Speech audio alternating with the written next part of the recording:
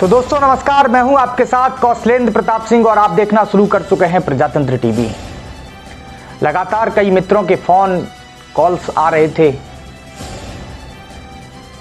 तो जिस तरीके से उत्तर प्रदेश में भारतीय जनता पार्टी ने प्रचंड बहुमत के साथ विजय प्राप्त की है, उम्मीद है ये सरकार अच्छा काम करेगी और जनतंत्र में, प्रजातंत्र में, लोकतंत्र में जनता का आदेश सबसे बड़ा आदेश होता है, जिसको हर विपक्षी पार्टियों को स्वीकार करना चाहिए और जनता के आदेश को अपने सर माथे रखना चाहिए। दोस्तों, विश्लेषण करेंगे विपक्ष की हार का। उससे पहले मैं दो तीन चीजें आपको क्लियर कर दूं कि जनता का ही आदेश और इस जनतंत्र में, प्रजातंत्र में, लोकतंत्र में जनता ही राजा है, बाकी तो सब जनता के नौकर हैं। जनता जैसा आदेश करती है उस तरीके के जनता ही मालिक चुनती है। अब उत्तर प्रदेश में नई सरकार बन गई तो अब ये जो चीजें निकल के आ रही हैं, कोई कह रहा है कि ईवीएम की फॉरेंसिक जांच हो, कोई कह रहा है कि हरा दिए गए, ऐसा कुछ नहीं। अगर ऐसी टिप्पणियां आप करते हैं तो इसका मतलब तो जनता ने बिल्कुल साफ अपना आदेश इसी वजह से सुनाया। इन टिप्पणियों से बचना चाहिए।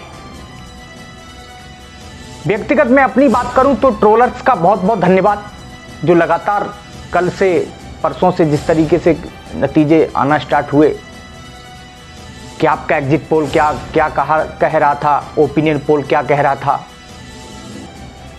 तो मैं उन ट्रोलर्स को बहुत बहुत धन्यवाद और निवेदन के साथ कहना चाहूंगा कि इतिहास में आपने कई एग्जिट पोल देखे हों।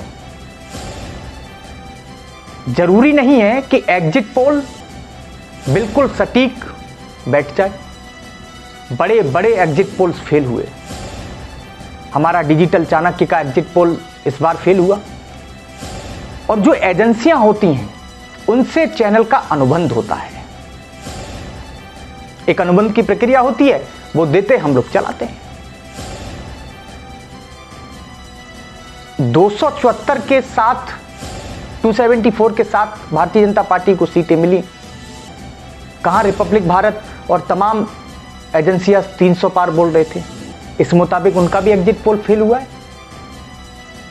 दूसरी बात, ट्रोलर्स और हमारे कुछ साथी, कुछ मित्र लोग, शुभचिंतक, उन्होंने फोन करके कहा कि भाई साहब अब आपको अपनी लाइन बदल देनी चाहिए, अब आपके सुर थोड़ा सा नीचे आ जाना चाहिए। तो मैं उन सभी मित्रों से और सभी लोगों से कहना चाहूंगा कि मैं डरता नहीं हूं किसी से और ना मैं आगे डरूंगा। जो सच होगा हम वो बोलेंगे। अगर आपके दिमाग में ये आ रहा है एक पत्रकार के तौर पर कि हम सरकार के पक्ष में आके बोलेंगे, नहीं, जो सरकार की नीतियां जनता के हित में होगी हम सरकार की सराहना करेंगे,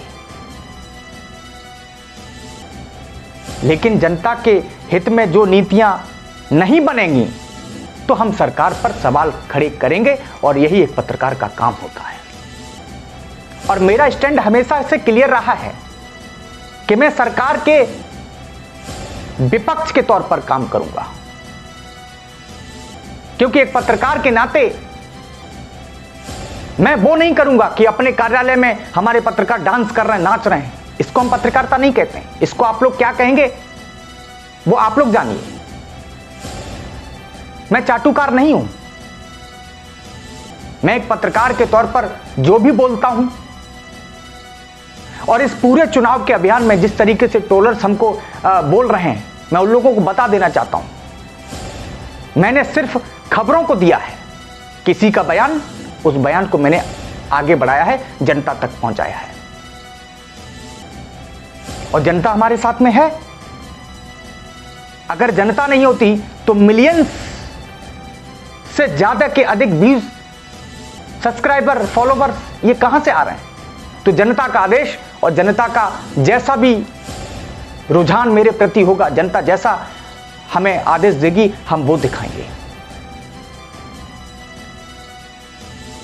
आगे बढ़ते हुए मैं कहना चाहता हूं कि जिस तरीके से विपक्ष की हार क्यों हुई और कौन हार रहा है, अब मैं इस पर विश्लेषण कर लेता हूं। मेरे पास सुबह से, कल से लगातार कहा जा रहा है कि अखिलेश यादव हार गए, अखिलेश हार गए। क्या कहना चाहेंगे? अखिलेश तो हार गए। मैं कहता हूं कि भाई अखिलेश हार गए।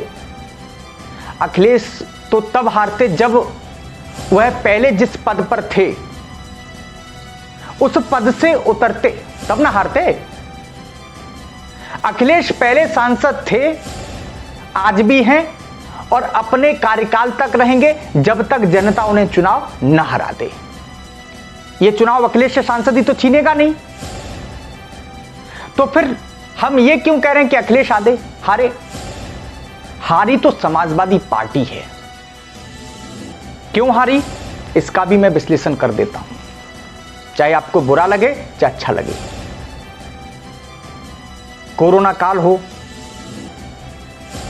पिछले 2017 से और 2022 तक, इन 5 वर्षों में अगर समाजवादी पार्टी की गूंज अगर कहीं दिखाई दी है तो मुझे लगता है 2022 के बाद, यानी बिहार विधानसभा चुनाव जब समाप्ति की ओर था, तब अखिलेश यादव मैदान में आए। और उसका मुख्य रीजन यह भी था कि अगर आप कोरोना काल में जनता ने भांपा, हालांकि मौतें हुई, पूरे प्रदेश में तांडव मचा, लेकिन अगर जो गरीब आदमी है, ननकू रज्जाक है, वो इस चीज को अच्छी तरीके से भांप गया कि कोरोना काल में सब कुछ होने के बाद भी अगर किसी ने मदद की तो भारतीय जनता पार्टी ने मदद की। मौतें हुई, ये बिल्कुल फैक्ट है, लेकिन अगर कोई मदद करने वाला था, सब कुछ लॉकडाउन था, दुकानें बंद थी, सारी चीजें थी, नौकरियां छिन गई, अब हर किसी के आदमी के पास में तो नौकरी है नहीं, किसान आदमी है, तो उसको राशन देने का काम भारतीय जनता पार्टी ने किया।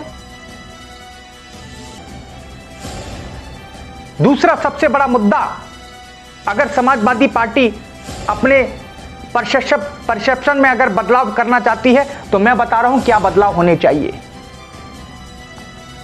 अखिलेश यादव का जो कॉन्फिडेंस था वो बिल्कुल सही कॉन्फिडेंस होना भी चाहिए, हर किसी के पास होना चाहिए जब आप राजनीति कर रहे हैं, बुरा नहीं है, ओवर हो चाहे जो भी हो।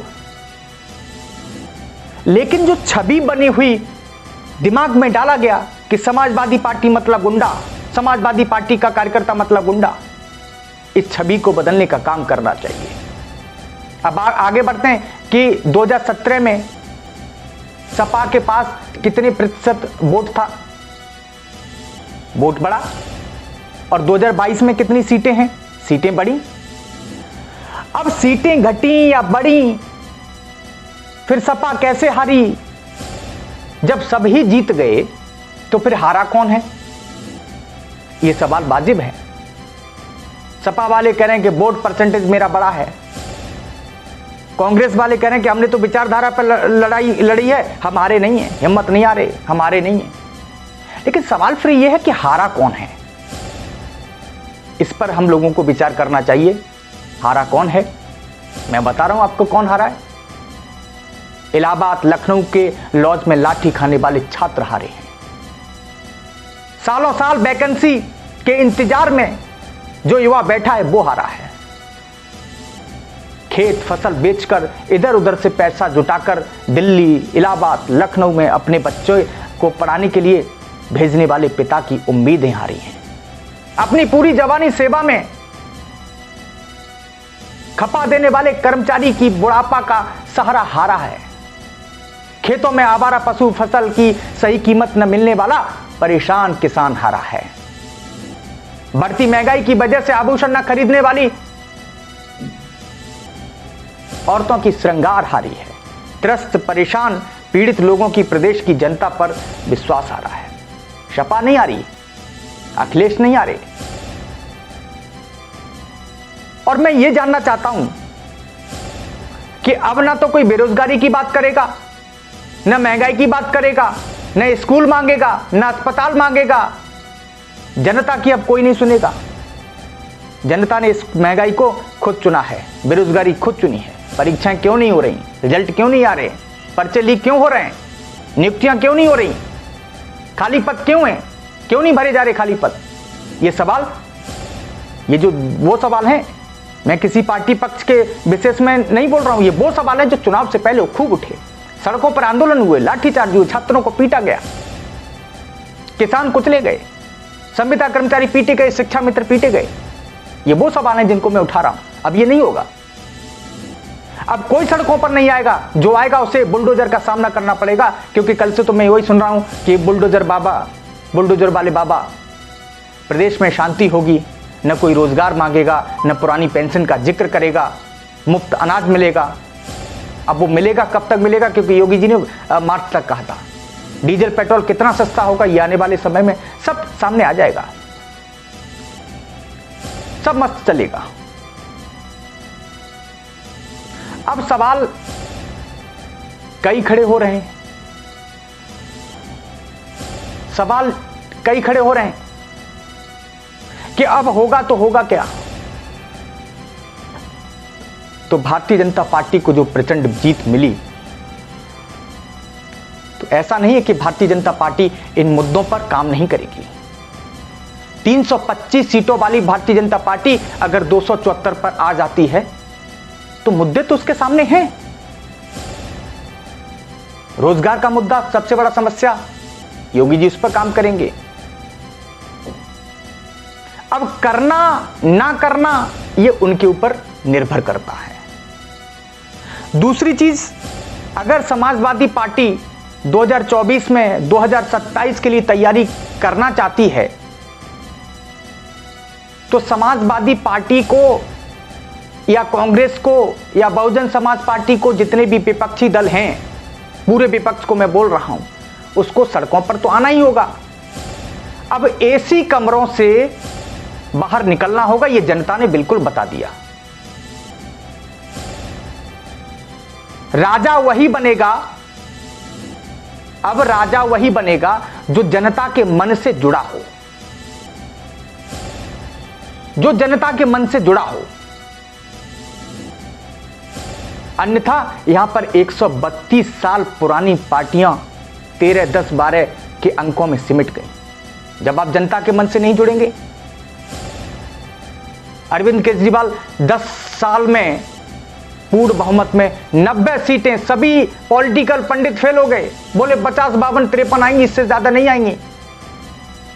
लेकिन 90 सीटें, इतना तो मुझे लगता है कि अरविंद केजरीवाल ने नहीं सोचा होगा कि मेरी इतनी सीटें आ जाएंगी। क्यों? क्योंकि पंजाब की जनता का मन उन्होंने टटोल लिया और पंजाब की जनता से उनका जो मन था वो भांप लिया, जान लिया। और ऐसा नहीं है कि अरविंद केजरीवाल ने मेहनत नहीं की, उनके पार्टी के कार्यकर्ताओं ने मेहनत नहीं की, जनता के बीच बने रहे। तो 10 साल पुरानी पार्टी से आप सीख सकते हैं कि चुनाव कैसे जीते जाते हैं। एसी कमरों में बैठकर अपने कार्यकर्ताओं को दिशा निर्देश देने से नहीं होगा। सबसे पहले इस उत्तर प्रदेश की जनता, भारत की जनता, मैं सभी विपक्ष वालों को बोल रहा हूं, अब ये दोषारोपण, ये रोना बंद कीजिए कि ईवीएम खराब हो गया, मीडिया ने ये कर दिया, वो कर दिया, ये सब बंद कीजिए। आपको सकारात्मक रूप से सबसे पहले भरोसा जीतना होगा। जो आपके ऊपर आरोप लग रहे हैं कि समाजवादी पार्टी मतलब गुंडा, समाजवादी पार्टी का कार्यकर्ता मतलब गुंडा, ये भरोसा जीतना होगा कि हम गुंडे नहीं, हम इंसान हैं। और ऐसा नहीं है कि आप दूध के धुले रहें। आपकी सरकारों में लोगों ने सहा है, तभी तो लोग डर रहे हैं। दलित वोट बैंक बीजेपी में शिफ्ट क्यों हुआ? उसका मुख्य कारण था कि दलित वोट बैंक को पता था कि बहुजन समाज पार्टी यानी मायावती सत्ता में नहीं आ रही हैं। हम वोट न देकर भाजपा को अगर वोट दे देते हैं तो हम सुरक्षा का सबसे बड़ा मुद्दा था, उस मुद्दे को दृष्टिगत देखते हुए दलित वोट बैंक ट्रांसफर हुआ मायावती के वोट बैंक से। ये सभी पार्टियों को चिंतन करना चाहिए, तभी आने वाले समय में आप सत्ता में आ पाएंगे, अन्यथा विपक्ष का मजा लीजिए। धन्यवाद, नमस्कार।